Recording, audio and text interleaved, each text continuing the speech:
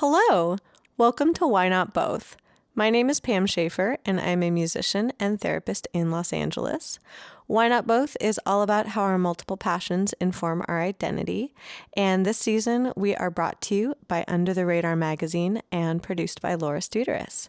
If you like what you hear, please make sure to like us and subscribe to us on your favorite podcast platform and come spend time with us on social media. We are at WNB the podcast, and that is both on Instagram and on Twitter. This week, we got to spend some time with Harvey Guillén, otherwise known as Guillermo, your favorite familiar from What We Do in the Shadows. I may be biased, but I had an awesome time, so I hope you enjoy our interview. Well, Harvey, welcome to Why Not Both. Thanks for having me. I'm delighted that you are here. How have you been during all the everything? Yeah, it's been, obviously, I can't believe when I say it's been a crazy year because it feels like it would only be a couple months of potentially maybe, being in this situation, but it's almost, the end of the year. And I've been doing surprisingly okay. There's moments of obviously there's frustration and fear and all of that. And I will say this, that when everything kind of went south, the first thing that people ran to was entertainment.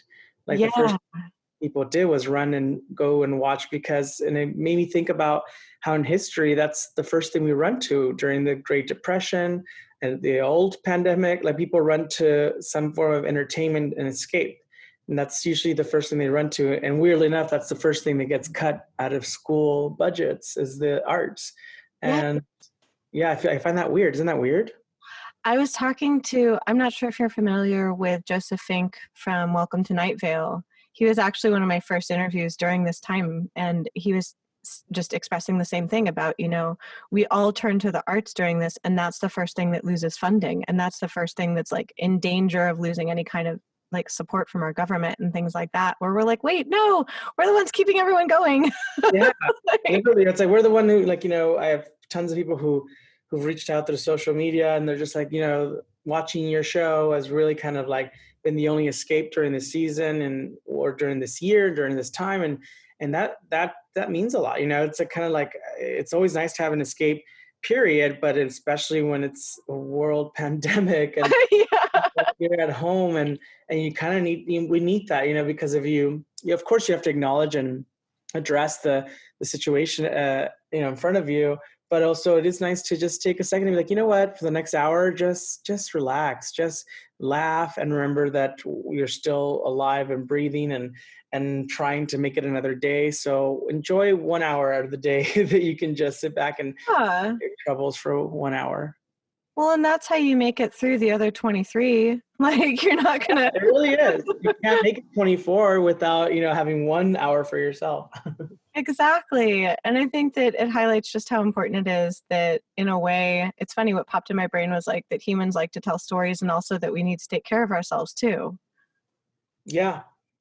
Yeah. It's kind of we forget that, it's put your mask on first before you help someone else kind of thing. And that's always a thing that always it sounds weird, but it is true. And it's not selfish. It is, you can't help someone else unless you're completely whole first, and then you can help someone else, Exactly. And thinking about what you said, that's so sweet. I love that people are reaching out to you about that, because I don't know about you, but I've sometimes felt occasionally when I put art out into the world, you're like, am I screaming into a void? ?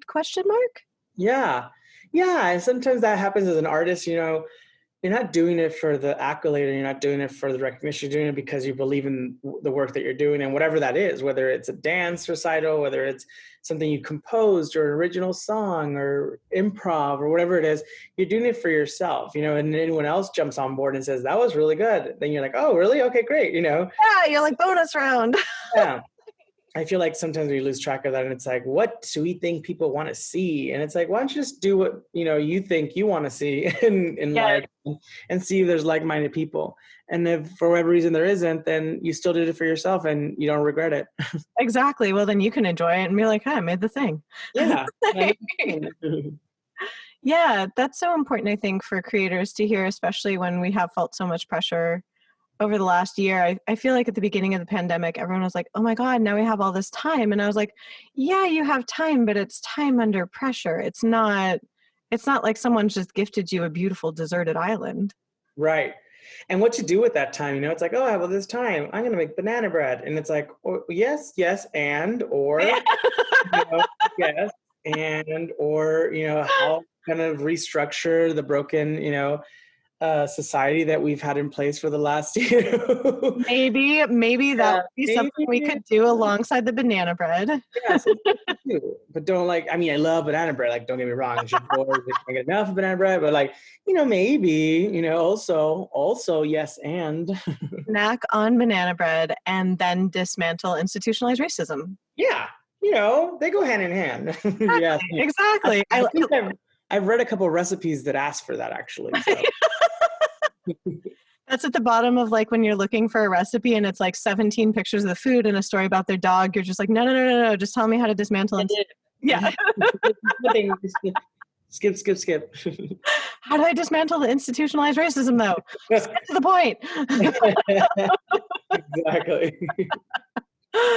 Yeah, I think that it's very interesting that, you kind of bring that up of you have to take care of yourself first, but then it's this dichotomy of how do we care for ourselves and then provide things for others? And I think that we're at a really interesting inflection point where we actually are able to restructure things now. It's almost like everything fell apart in a way. So it's well, what do we want to do next? Now that things have sort of fallen apart, what do we want to build next? Yeah, or continue to build. You started this project, don't leave it halfway. Yes. That idea, or take on another project that is close and similar to the same idea of helping humanity.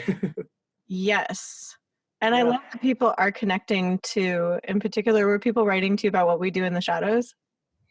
Yeah, they were. It was just interesting because, such a crazy time. The show, the second season premiered during the beginning of the pandemic. We had this whole premiere party set up. We were having all these meetings and interviews that were set up. And then it was just 2 weeks before that, it was things were starting, the announcement was coming in and it was happening. And I had this weird foreboding feeling of just something's gonna happen. Yeah, and it was the week of the premiere. It was everything was shut down, and we were kind of into it deep now, and then people discovered the show for the first time. Thanks to we were on Hulu, and so people binged the first season, and then the second season, and people had really nice things to say. And for lack of a better description, they said, it's the best show to watch during quarantine because it's about a group of people who are quarantined together. I hadn't even thought of that because I'm truth be told, I had heard of it before because I like to follow Jermaine from Flight of the Conchords. And so I'd heard about the movie and then I was like, oh, I'd love to watch that. Wasn't accessible in the US. And then when I heard there was a show, I was like, oh, I should watch that. Got distracted. And so then it was just haha, I'm trapped inside. Now there's no excuse. There is no reason. I can't blame it on my ADHD. I am stuck here. And that's kind of what people did. They kind of were honest and transparent about it. To be honest, I just watched it. I watched the whole 2 seasons in the last 2 weeks. And I was like, whoa, that was ambitious. Only because I discovered it during the pandemic and someone was like, you have to watch it. I was like, fine, I've gone through everything, so I'm going to watch it. And then they hated themselves for not watching it sooner. But in a way, they were glad that they discovered it later because they had so much content to go through nonstop. And the people who get really antsy are diehard fans who watch it week per week, and then the next episode, and they're just holding their breath until season 3 comes out. And it was we're coming as fast as we can, but hold on for a second. Yes. Yeah. And that's so tricky. I thankfully also credit my ADHD. I'm not good at binge watching. I usually can watch and it's perfect for me for that reason. It's the exact right amount that I can watch it. And then a few days later, remember how much I enjoyed it and watch another episode. Right. Yeah. See, with me, it's I like to watch the whole thing, so binge watch everything, because otherwise I hate waiting, and then you get distracted, and then I put it in the back burner, and then I'm like, well, what episode was I on? Oh, forget it, and then I just give up and have to start over again. And that's so I really do like that. I like the whole binge process. I love that like people have such interesting relationships with their media in that way. Cause I love hearing your process of it because that's so different than my process. Whereas I love that it's almost like Hulu and Netflix keep my place for me. It's almost like a bookmark. And then Yeah, when I remember, I'm like, oh, thank you so much. I know exactly where I am in this now. Thank you. yeah, exactly. Exactly. That's so funny. And yeah, you got to keep a lot of people company. Like it was fun. It was fun getting to know the characters. And I did end up watching the movie as well. And it was just like, it was like making new friends in core.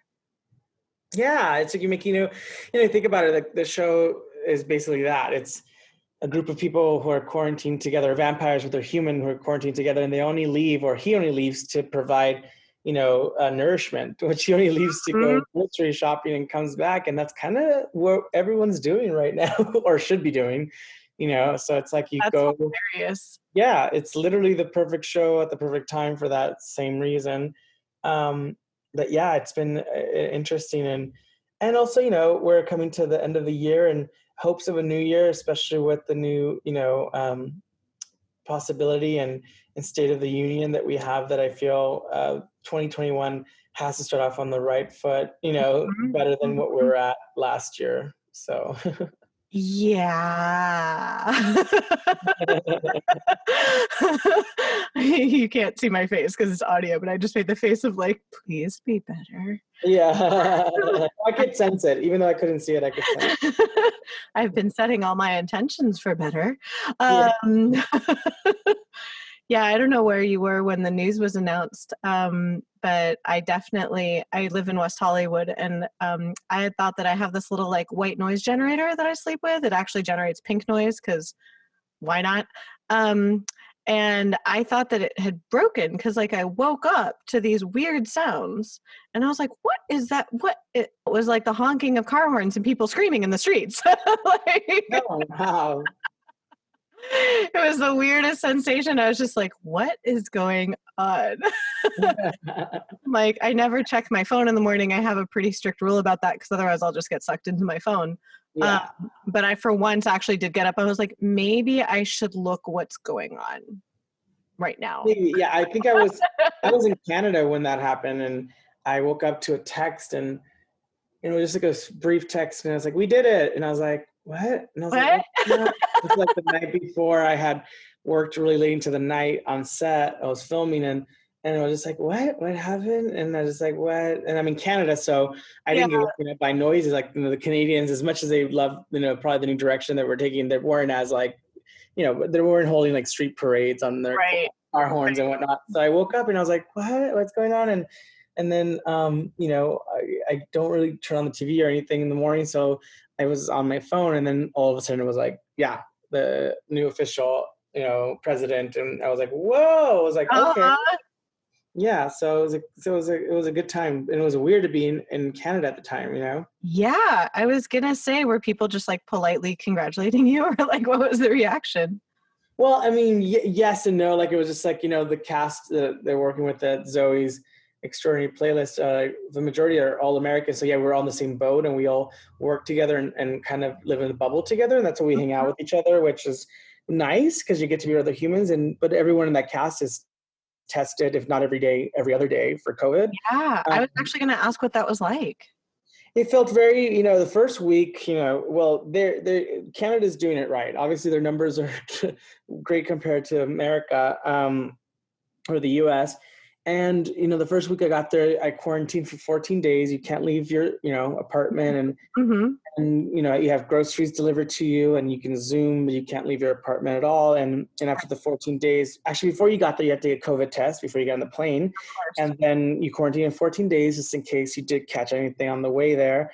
And then after 14 days, you test it again, and then your results come back, and then you can go out in the real world. Like, you can go out to the store as long as you wear a mask. You can walk out and have coffee and tea as long as, it's everything is just done safely and through protocol. But you can actually live life right now in Canada and Wow. enjoy the everyday life, because as long as you're responsible for yourself and your health, and everyone's doing that, then you're actually being really careful and thinking of others, then there's no reason the virus should be spreading because you're being cautious. Well, and you're caring, in a way, it goes back to actually what you were saying about like, in caring for yourself, you're caring for your community. Yeah, absolutely. And, people always think that I used to live in Japan for like 13 months, like years ago. And this was like fresh out of school. And people are always like, oh yeah, everyone's always wearing masks. Like, what's that for? And it's like, that's because they're being respectful. Like if they feel like they're cold or they're sick, they don't want to get you sick. It's Yeah. like literally like being courteous to, and just the idea that wasn't even an idea that crossed Americans. Like the first explanation was like, oh my God, is it because of SARS or is it because of and it was like, it's because they don't want to get you sick. Yeah, it's courtesy to you, the person who jumped an assumption and made, Yes. Yeah. That's so funny. My best friend from high school is Japanese American, and she had never been to Japan. And she ended up going a few years ago, and she said the same thing, where she loved that everyone was wearing their masks in Tokyo, because she was just like, this is so relaxing. I know that everyone's taking care of everybody. Yeah. Yeah.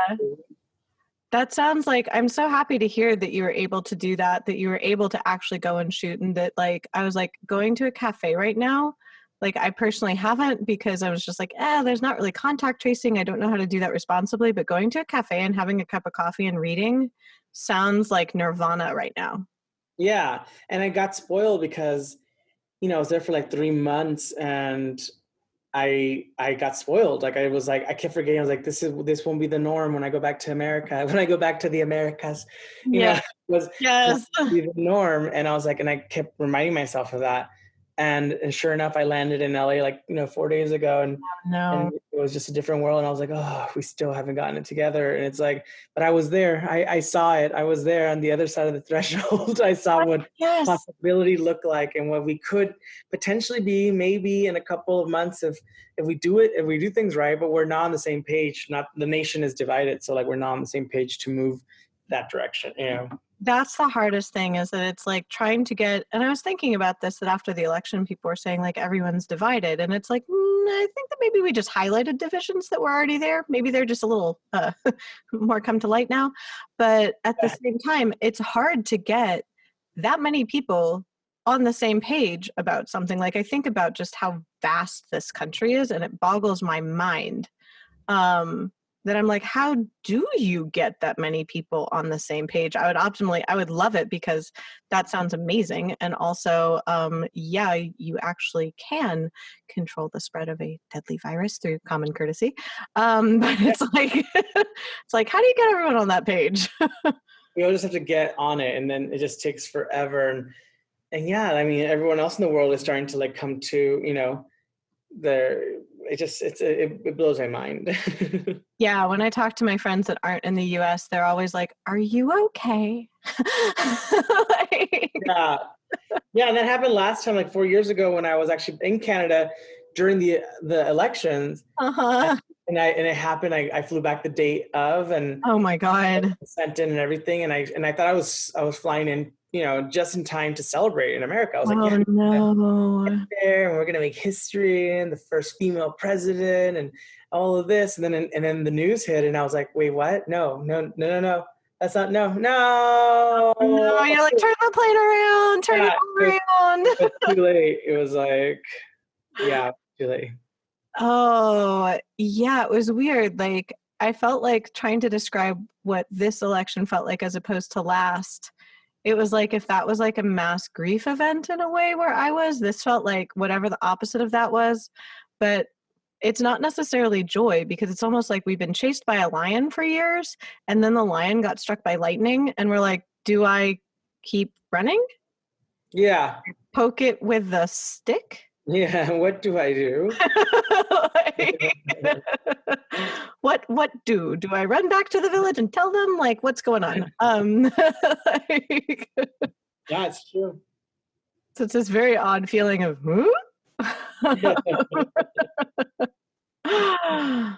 I'm glad that throughout this you were able to shoot, though, because that is one thing that I was thinking about, that people, yes, they're really enjoying the story that you already filmed, but then in a way, as a storyteller, you're kind of kicking it, being like, cool, would love to tell more stories right now. Yeah, I feel like We were definitely one of the first, like, casts to go back to work, I think, but not the last, obviously. And there were so many productions up in Vancouver because Vancouver was, in Canada in general, were really good about how they were handling things. I think at one point there was 64 productions up there, Oh, wow. which is a lot. But if you not really when you think about how many shows were on the air last year. Yeah. Last year there was over 500 shows. So out of 500 shows that were on the air last year, let's say that only 64 were filming. Oh my God. That's a very small percentage in comparison to what should be filming all around the world, Right. Right. Yeah, so we're very fortunate because I know that's not the same story with, my fellow artists, actors, everything who, it's been a crazy year. Like the fact that to be an actor right now and to be a working actor is kind of like a blessing. And it's always a blessing to be a working actor, period. But during a pandemic is like another layer. Yeah, especially, I mean, now like a whole new industry has sprung up with like people who are now like the COVID safety officers essentially on set. Yeah. Yeah. It's a totally different world. Like it's like, every day waking up and checking in with your online medical physician and saying, asking you, do you have a fever? Do you have Mhm. a cough? Are you short of breath? All these questions. And if you have any of them to say yes, you're like, okay, don't come to set. Stay in Right, your house. Like it's like, right, do not even bother. Yeah, I think we're so right. used to like maybe American culture. It's like, oh, I'm coming down with someone, but I'm going to pull through and I'm going to go to work. And it's like, you probably shouldn't, because it's like, if you do have a virus, then Yeah. you shouldn't go to work. And it's like, no, I'll do it. I don't want to show that I'm like, a wuss or whatnot. And I'm going to show up. I'm like, no, it's okay. You're not a wuss. Just stay home. Like, you're Yeah, going to we don't contaminate. want whatever you have, so like you should stay at Just stay. home. No one will call you a wuss if you don't get us sick. I think that it's so strange. You really hit on something there that like in American culture or in North American US culture, I don't even know what to call it anymore. I'm like, what? But Yeah. in American culture, we define strength in this very like brute force way, as opposed to being like, hey, it might actually add to everyone's overall strength if you chill at home for a day or two so that you feel better and don't get the entire rest of the set sick. Yeah. Easy breezy. Like, it's like, where did we learn we had to do that? That seems the opposite of what we should be doing here. Yeah. Yeah, I do think that there's strength in like taking care of yourself and also protecting others, because I've definitely, I mean, I felt that way before where I'll be like, oh, like I totally think I'm coming down with a sinus infection, but like I'll still go into session and sing. And it's like, why would I do that? I'm not going to sound good. My face is going to hurt. I'll probably get everyone else sick that's in the studio. Like, Yeah. I don't know where it is. It's like this why? guilt. I feel like it's like, I don't know what it is. It's like a guilt of like, you should always be ready for work. And, the idea that if you're not, then that's on you and you showed weakness, and that's that you didn't do your part. You should have stayed healthy, and it's like, Yeah. sometimes you just can't help it. Like sometimes you caught something by accident. Like you walked into a grocery store and touched a cart, you don't know like what you're doing. And then Right. like, and so sometimes like people are going around licking old, telephone, like licking old, like, telephone booths. Yeah. Oh, my woe begone hobby of licking phone booths. Yeah. And it's like, I don't do that anymore. So Yeah, it's very, and I think also sometimes, I don't know if this happens in other cultures, but in American culture, it's like we fault ourselves if we got sick, like somehow we did something wrong, even though it's like, you live in a body. It's kind of unavoidable sometimes. yeah, it's just human, and also your body needs to prove it that it has what it takes to fight off, like bacteria. So Yeah. then it's like, no, you should never get sick. And I was like, well, then you're lucky that your immune system is so strong, but we have to like test that immune system once in a while to make sure that it's, like, oh yeah, by the way, I need you to fight for me. Exactly. Though it's been funny this year. I don't know if you have any sort of allergies. I have seasonal allergies. And anytime I like sneeze or cough, like I feel like I should explain to anybody that I'm talking to, I'm like, it's okay. I'm just allergic to trees. Like, Yeah, because it's true. And people are like, can you imagine like having allergies in like the 1800s? Like oh that my was, God. do people just hate their lives? Like that's what they were thinking. Like they were just like, oh man, like it's just pollen, and it's just like I hate every day of my life. Like my Yes. eyes, I can't even imagine what that was like, and were people like institutionalized because they just couldn't stand their allergies and they fidgety and it spirals like a snowball, like it's just like, and then they were committed because people thought they were insane. It's like, no, they were just irritated with their nose. Exactly. I'd be that person locked in an attic in a really nice, flowing nightgown, I'm imagining, just like being like, I hate my life, please take my sinuses. You can have them, I don't need them. Yeah. Yeah. Now that you are back in LA, I mean, I guess, are you going to go back up to set in Canada, or did you finish shooting? I guess, like, what does it look like for you for the rest of the year? So I'm back home for the holidays and be here for November and December. I'm actually going to try to squeeze in my friend's project while I'm in LA. They're shooting a film out in Temecula. You want to come and say hi? And I was like, okay. Then if it's done safely and all of that. And after that, after New Year's, I think January, go straight to Toronto to continue production with season 3 of Shadows. Hey! So we'll be doing that. And I mean, that'll happen before it. Once November comes, it might as well be Happy New Year. It's like once November is around, it's like, we only have a week, and yes, it's different this year, but the holidays always make things move quicker for some reason. And I so far it's been feeling that way. It's already like mid-November kind of. Yeah. So Yeah. it made this month kind of go faster. And once December comes, it's Christmas. So your focus is going to be on like just Christmas. So I wonder if people will enjoy it even more now because they're going to be so at home that people's homes are just going to explode with decorations and festivities and like, lights and whatnot. And what else you got to do? It's like probably put your energy into that for the month of December. Exactly. I'm like banana bread, but leveled up.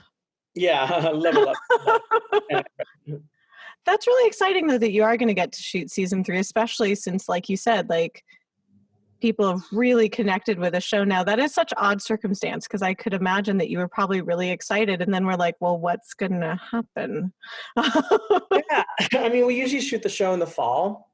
And of course, this year this happened and we were like, we wanted to make sure everyone felt safe going back, and we wanted to do that transition easy, and because of quarantine, we're the only ones in America, when I say that, when we that are getting our shit together, because New Zealand's doing great, and so a lot of our crew and whatnot are from New Zealand. So they were like, I'm working in New Zealand, I'm fine. And then we were like, oh, we're going to move. So we're going to shoot in the fall. We may not shoot in the fall. So people took jobs, where our set designer, our costume designers from New Zealand, our DPs from New Zealand, because they used them for the film, Yeah. The TV show. And so they were like, oh no, we're good. Like we're full, like we're really good. Like New Zealand's killing it. Like, we're on point. Yeah. And because of that, we wouldn't have our crew available in the fall as well. So we were like, oh, though that sucks, because we don't want to move to like a different set designer or different costume designer. They know the show so well. So when is everyone available, And everyone's like, well, how do we start the new year with everyone available, new, fresh, and everyone feeling safer? We understand this protocol at work for COVID. And the procedures and whatnot. And so I think that's what we needed. And along the way, I got asked to do Zoe's, and I was like, you know what, I'm going to do it. I haven't done something like that. It's a musical, which is different. So you're going to get to see me sing and dance. And yay! Yeah. So it's like, that's fun. So I went and decided to give it a go and report back. Like, I actually been to battle, and I can come back and tell you war stories or memories that were good. I love that. War stories and musicals. War stories and musical filming. Yeah. It's very interesting to hear about the loyalty within the production that I'm sorry that you didn't get to shoot in the fall, but I'm really glad that you all did kind of keep everyone together in a way where it's like, we're not going to go with someone different. The set designer already knows what they're doing. Like, that it's kind of like you preserve the integrity of the project, essentially. Oh, yeah. Yeah. It's like, it's hard because we're a small crew and cast. like the whole cast is only 5 people, you know, and not that big. And so we want to respect everyone's wishes and also do it with everyone, you know. And the crew knows the show so well, and you know, it's down to the crew and cast that make the show so amazing. And so, you know, it's no mistake that the show got nominated for 8 nominations for, you know, Emmy, where like down to like everything, like, you know, for script and sound and et cetera, et cetera. So like, it's because it takes a village, and we're really, you know, supportive and happy to be a part of that village. And we don't want to, you know, start a new season without the village being whole. I was gonna say, you don't want to lose any of your villagers. Yeah. In my dream world, I'm like, maybe everyone could just go to New Zealand. Honestly, that was a point where, you know, I was supposed to do another project that was going to shoot in New Zealand, but schedule wise, we were supposed to shoot Shadows this fall, so it wouldn't allow for it. And I had to turn the project down, but I was looking forward to it. And I was like, oh no, it would have been great to like step down the plane and quarantine for 14 days and then just come out. Like, like not have to wear a mask. You can actually shake hands, talk to people, hug people again. And as long as you are good and you're, you know, you're COVID free, then you can be released into New Zealand. And that was something I was looking forward to. I was like, that'd be great. So I guess I took the second best choice, was to do that semi in Canada, where they're still doing it right, you know? I was gonna say, at least you got the opportunity to like kind of get out for a little bit, because I think it's strange when people don't have the perspective of talking to people who have been to other countries, that it's like, even like the same thing with like our political and our social systems, that people are like, oh, this has to be the only way. And it's like, surprise. It always blows my mind when people think that this is it. Like, they're like, well, everyone's on the same. It's like, we're not. We're really not on the same boat, because everyone around the world has different, you know, leaders, and it's just different. It's just because they they don't have a dictator. Surprise! Yeah. And they don't have someone who downplays science and proof and evidence, and that's what's different, that the rest of the world has, that they actually, you know, everyone has their own political, you know, problems in every country. Everyone has their own thing they're dealing with, but the one thing that everyone can agree on mostly is that, science is there, and it's facts are facts, and this is only going to help us. It's not to, like, you know, just make up stories. And right. Clorox bleach should not be. Yeah, it's very much the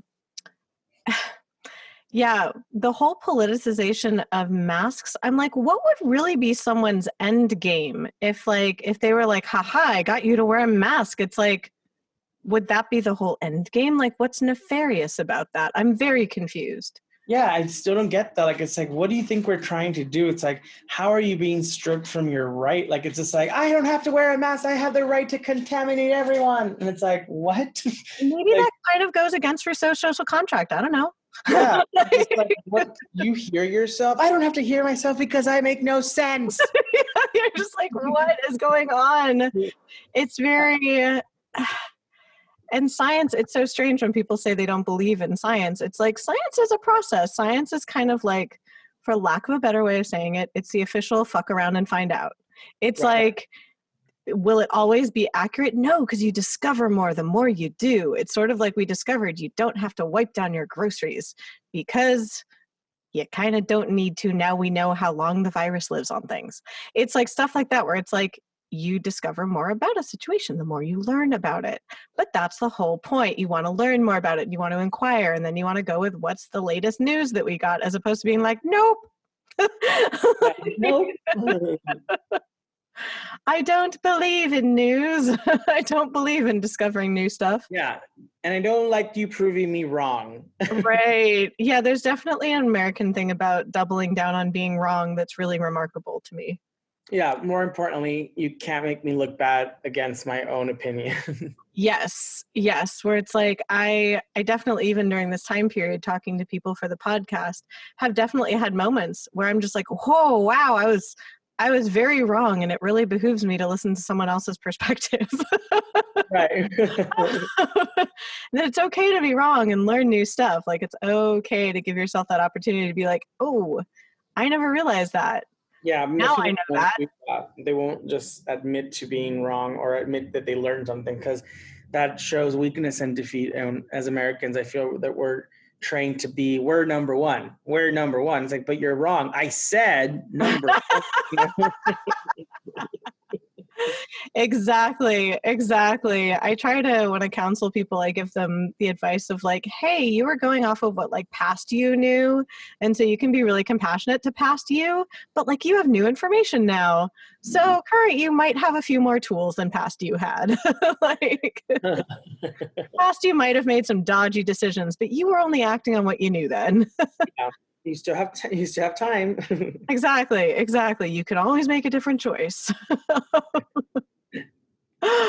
I'm so glad to hear that you've been able to actually like kind of exercise your artistic skills during this, because I would imagine that would be really tough to just be sitting around and not be able to. Like a lot of the musicians I've talked to during this time have been like, well, I can turn into studio work, but like you can't tour.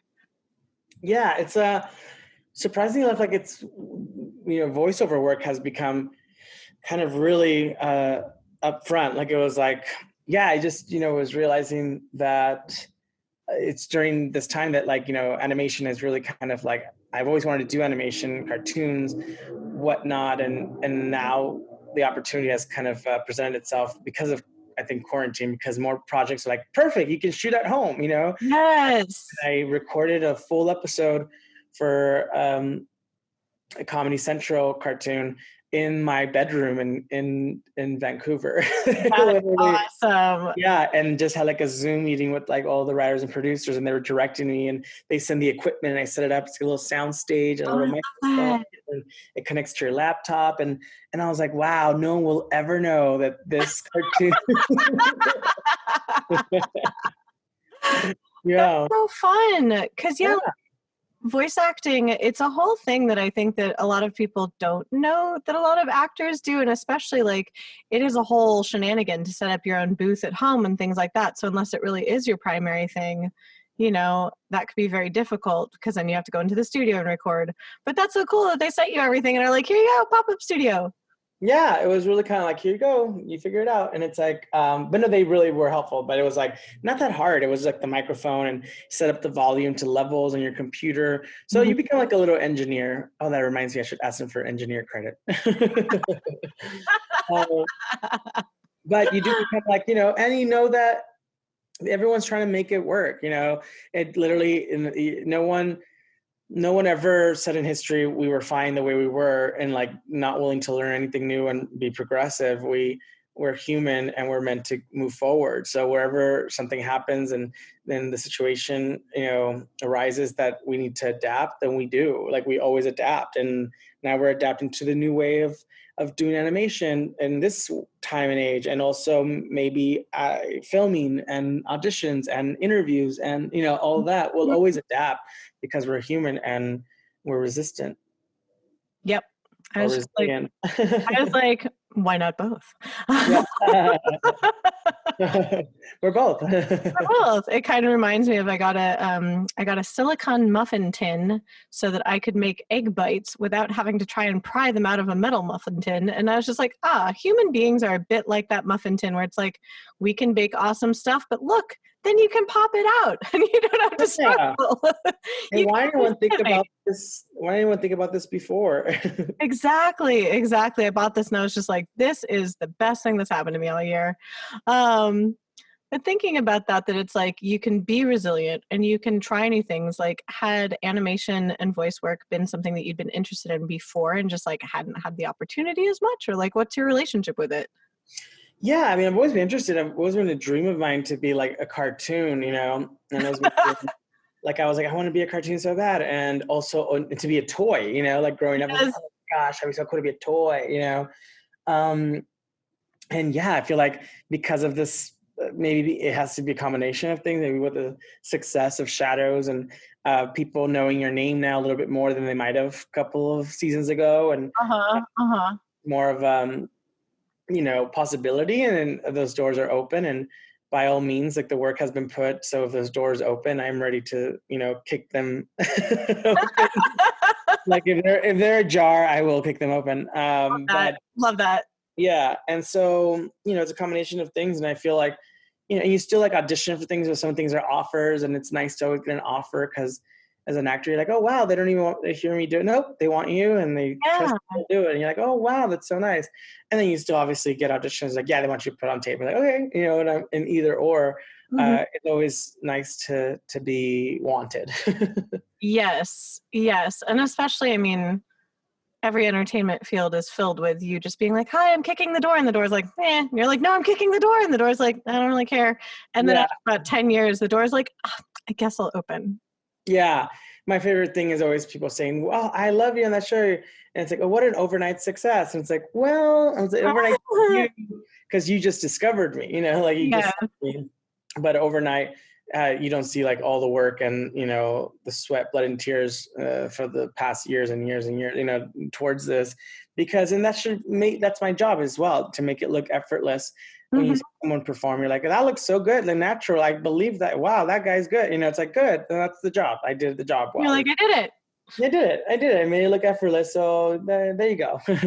Yeah, because you posted something. Of course, I Insta-stalked you before our interview, like one does as a professional. It's expected and encouraged. Exactly. And I loved your post where you were talking about like how you had that acting teacher that was just like, oh, you should be in theater. Yeah. Like, excuse me? Not to like, dunk on theater, but like at the same time, you were just like, what?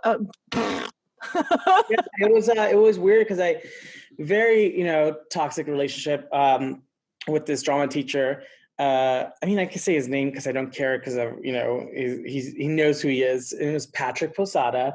And he was very problematic when he kind of, the way he talked to the students. Like I remember him like telling one of the girls that, or asking her if she was going to lose weight because Hollywood, and I was like, you can't ask us that. And, I've always had like body issues growing up. Like I've always been bigger. And so for me, I was always happy with who I was. It wasn't until someone pointed out that I shouldn't be. Right. And it was like, I've always been, growing up, I was always happy. I mean, I came from a very poor family, immigrant family, like low income. I was happy and I was only not happy when someone told me that I shouldn't be because I didn't have, those gifts, or I didn't have that bicycle, or I didn't have that body, or I didn't have that eye color or that haircut. Like I didn't know that I wasn't supposed to be happy until someone was dictating what I should be feeling. And then once I realized, it was like, my feelings are not for you to maneuver and conduct and steer, then the sooner you learn that, the sooner you're like in your own skin and make peace with that and hold your space, So I love that your feelings are your own, and that it's like, in a way, we teach scarcity and we teach prejudice, whereas our default setting is just like, yeah, I'm cool. Yeah. And that was always just cool with, being who I am until like, going to the business of like doing theater. And I always did theater growing up, and in high school, this new teacher came in and he had been in the biz because this guy had been in Karate Kid 2 as flower guy number 2. And good old flower guy number 2. Yeah. And of course the scene was omitted. He said he had a falling out with the director or something. That's what they decided not to go with it. That's the story and he's sticking to it. But this guy had been in the biz. Like we took everything he said with, such weight. Like we were like, whoa. And so he really kind of carried himself that way. And I remember one time I just asked him, I was like, well, I want to be in television and film. How did you do it? I want to get, he's like, you want to be in television and film? He's like, yeah, do you think I could be in television and film? And he was like, when pigs fly. Wow. And I just remember thinking, whoa, what? He's like, no, what I'm saying is, look, you're very, very funny. You're very funny. Stick to theater. Theater is better because theater's more forgiving. You know what I'm saying? Oh my God. And I was just like, I think so. He's like, you know what I'm saying? Yeah, stick to theater. You're going to be great in theater. Hey, whatever you need, let me know. I got contacts at different theaters, and he talks like a big talk, and I was like, that's not what I'm focusing on. Like, what are you saying that I can do TV and film? That was in my back of my head. And I walked out of that classroom, and for the brief second that I walked out, I really remember this moment of like doubting myself. For the smallest second, I really thought, oh, maybe he's right. And then I went, wait a minute. Fuck that guy. I was like, I want to put that guy in a trebuchet and launch him into the sun. Yeah, and I was just like, no. I was like, you know what? If it's like a cup of tea, it's like not everyone's gonna drink it and have it's their flavor, but it's still piping hot. And if someone doesn't like it at this table, just move it on to the next one. And Oh my eventually, God. someone's gonna take a sip and and realize that it's their cup of tea. I mean, like, full disclosure, when I did tell my friend Lori Penny, who is an amazing journalist and writer, I told them that I was interviewing you, and their reaction was, "Oh my God, I have the biggest crush on him." Well, there you go. I mean, like Yes, single and ready to mingle. exactly. I That's was the just like, quarantine way, I think, for everyone right now. right? They were like, "Oh my God." It was just crazy the way that he spoke to people, and eventually, I remember thinking about this not so long ago when I posted that on Instagram, where I did a photo shoot with this amazing friend and photographer, Ali Vizi, Mhm. um, who's amazing, and she said, I want to do something different, something weird. And I was like, I know exactly what I want to do. I want to like basically I was in underwear, you can see my legs, and I'm just wearing a shirt and I'm wearing this pig mask and Mhm. I'm doing like these Mhm. like dance like arabesque like middle of air with all my years of like dance training like. You have a great point, by the way. Oh, thank you. Well, there you Yeah. go. All those years.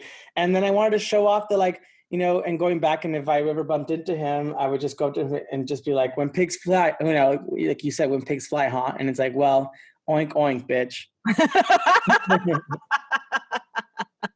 Because it turns out this whole time you were putting something down that on its own was taking flight. I was that. When pigs fly, I am the miracle. I am myself, the pig that's flying. It's something you never seen before. I am that. So you were Yes. at it right in front of you, and you never saw it because you never put me in that position. I put myself in that position. Yes. And I'm like, who do you feel like you looked up to in that way? Or did you have anyone that you looked up to that did give you that feeling of like, fuck that guy, I'm gonna go do this? Like, There wasn't a lot growing up that I could really kind of latch on to, just because, growing up, I didn't see a lot of like plus size Latinx, kids on TV. That was one of the things that I was, warned about when I was little. They were like, where do you see yourself on television? I didn't. And yeah, then years and I realized that just because you don't see yourself doesn't mean you can't be the first. excellent. And so learning that was like, because it is discouraging. I had like semi like that. I was like, oh, like John Belushi and John Candy, these big funny guys, both unfortunately tragic ending. So it was like, Yeah. and I was like, ooh, I was like, is there like an expiration? Like I was like, oh, what am I getting myself into? It's like, so, but those were the only people I could latch onto. And the people that I saw like in, Spanish speaking television and the Latinx culture were always the butt of the jokes and literally were called, el ñoño or el gordo. Like it was like, these terms that were horrible, and no kid wanted to be called those things. So I was like, oh, I can't even like, it went down to like the Power Rangers, like growing up, like I was like, which Power Ranger am I? Oh. And it was just like, well, I guess I can be like Billy, because Billy's like cool and nerdy and he has glasses Yeah. and then people are like, well, you can't be Billy. And it's like, why? Because Billy's blue-eyed and blonde hair. And I was like, but I have like similar characteristics to it. Oh. And it was like, well, you can maybe be Jason, but not really, because Jason's really cool. You're like, thanks, guys. Thanks, guys. And then also, mind you, this was coming from a group of like kids who were all like multi-ethnic, so it was like Yeah. within the community there was already this like idea and like of like segregation and racism within the group of like Yeah. people of color themselves. And I was like, wait, what? Why are we doing this? Like, why are we doing this to Yes. ourselves? And it's just because, I think out of fear, like that's like hate is taught, or to fear something that's different than you. Not to say that, and those kids were like extreme. Like No, I don't think you're like, yeah. no, No, I don't no, think you're dunking on them. no. But it starts off. I noticed that it does start, and even in the Latino community, there's always something like a little like backhanded compliment or something that's being taught from our parents and grandparents who are products of their time and their environment, which doesn't Mhm. make it right. People used to smoke inside an office and drink scotch before noon. Right. Doesn't mean it's right. I mean, it sounds like a good time, but it doesn't mean it's Be right. curious about science. If we're like, did we Yeah, discover something new? yeah. So yeah, I feel like we've come so far, we have so far to go. Yeah, and you were talking about it's almost like when you don't have representation, you have to almost like interpolate yourself into other characters and into other schemas that you're like, this doesn't quite fit, but I guess it's close enough. Yeah, like I think this will do. Yeah. Like the idea is that hopefully there's a kid who's seeing TV right now and sees the opportunity and possibility because they see someone who looks like them, which I know for a fact a lot of people have reached out and they said I'm part of like, I don't see a lot of people in the goth world who are Latinx, especially they're not represented, and because of Guillermo and what we do in the shadows, which is very goth, friendly. Yes. They feel represented. And I've had people come to me at Comic-Cons last year where they literally were in tears. They're like, I never feel seen, especially being Latinx or being queer, being person of size, being a person of color. And when you check off all these boxes as that you are saying it's okay to be these things, and yes, you are allowed to hold space, and this is your time, and you're allowed to have happiness, and you're entitled to pursue a life of happiness, then that really make a difference with anyone who's watching. And it doesn't matter what age it is. And if it's a teenager or a kid who's looking at being an actor and sees it as something aspirational, or it's an adult who halfway through life realized, yeah, why am I not doing what makes me happy? And they switch it around, then by all means, everything's been done for a reason. Yes. And not to spoil anything, but especially Guillermo's story arc really speaks to that. Absolutely, where you read a book by its cover and you just make assumptions and then realize that there's greater power in someone that you never saw.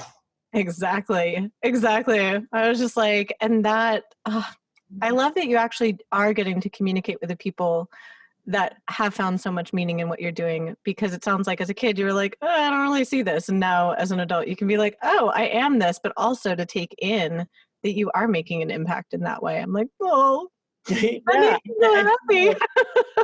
It makes me happy too, just because I was looking for a mold for so long because I was being told that the mold is somewhere out there for you that you might fit. You're kind of like a Jack Black. You're like a Latinx Jack Black, and I love Jack. Like he's great, but I was like, well, I like to be my own thing, Yeah. Something to compare me to. And then so now, what the goal is that hopefully someone who's Latinx, who's maybe plus size or bigger, can be compared like, yeah, you're like a young Harvey Guillén, Yeah, and it's so strange that like we do really make someone, when we do finally have representation, then everyone gets kind of slotted in there.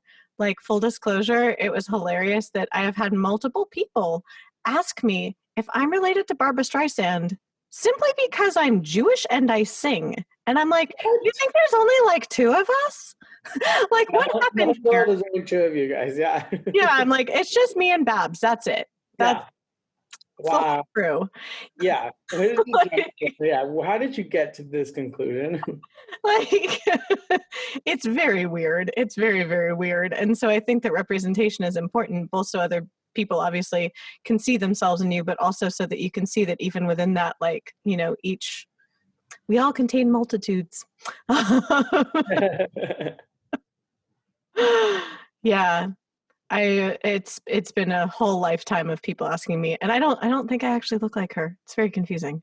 It's just people want to make an assumption or feel like it's always the narrative and how it's presented and controls the narrative. It's like they can walk away from meeting you and saying, oh, I met the sweetest gal. I think she's related to Barbra Streisand.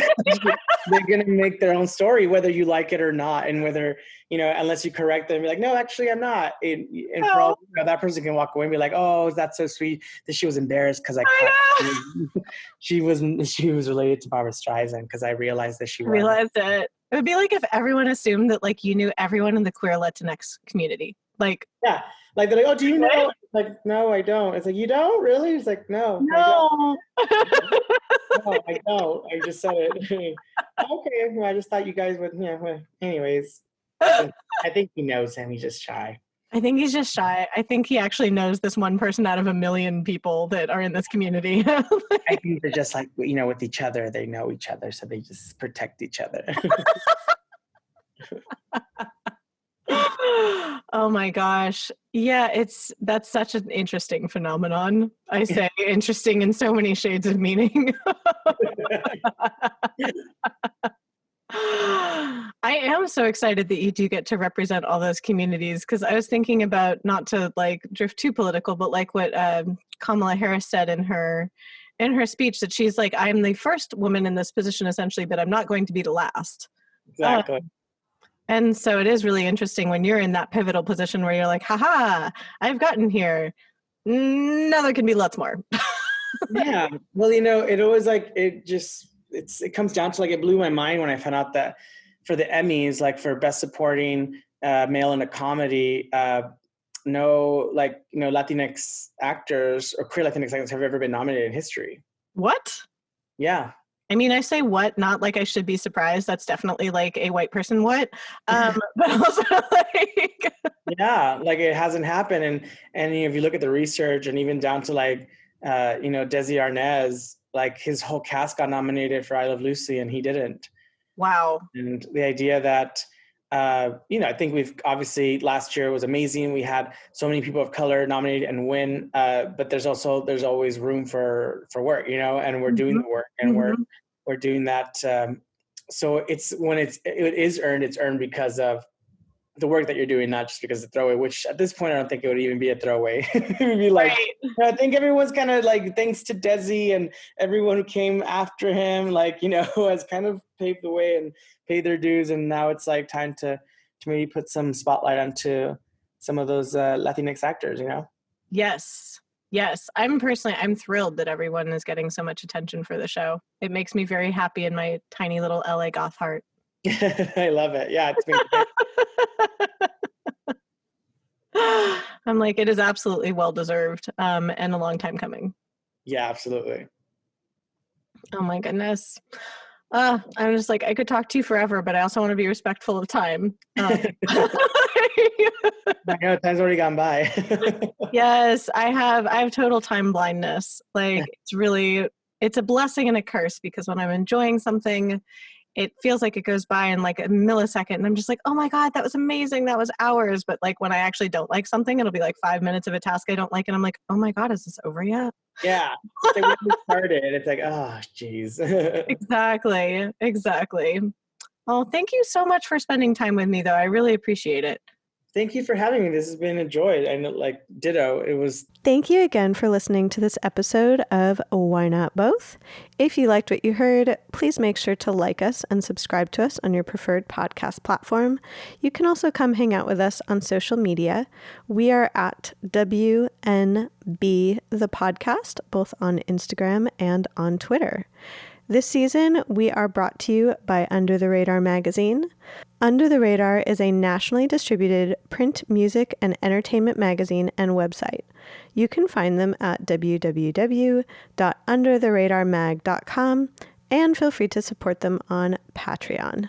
Extra special thanks to our producer, Laura Studeris, who is literally a rock star. Thanks again, and I look forward to seeing you next episode.